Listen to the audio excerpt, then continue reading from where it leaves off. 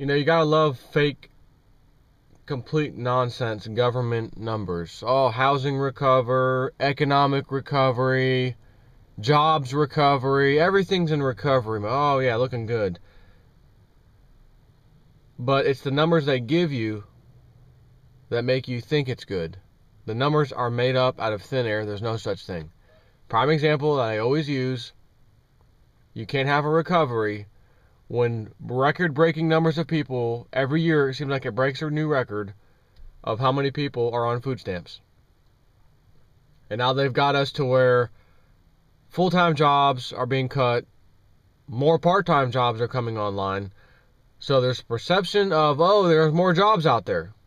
Okay, no. There's more part-time jobs out there, not full-time jobs.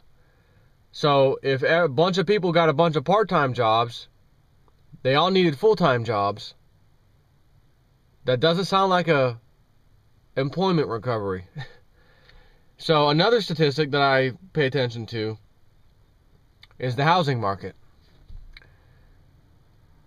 And again, we're told there's a recovery. Housing prices have started to increase. It looks like it's going to be clear sailing now, you know. Until I found this little gem.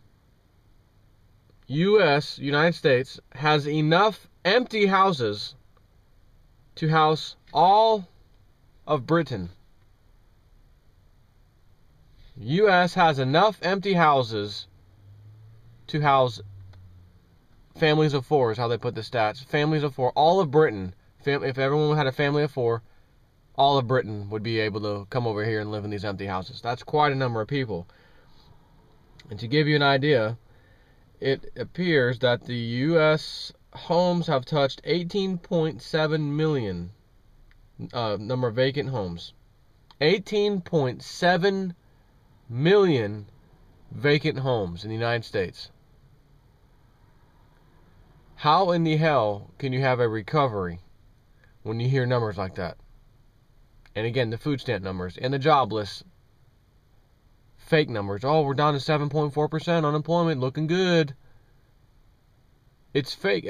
I could write on a piece of paper right now, scribble a number on there, and because I call myself the Federal Reserve Chairman or whatever, here's the housing numbers that we've come up with. Right, and here's the same organization, Federal Reserve, that has changed in about 20 years' time or so, 20 to 30 years' time, the way they calculate inflation, the numbers they look at, the prices of certain commodities and certain items that they look at to determine what inflation actually is, has changed over 20 times since the 1980s.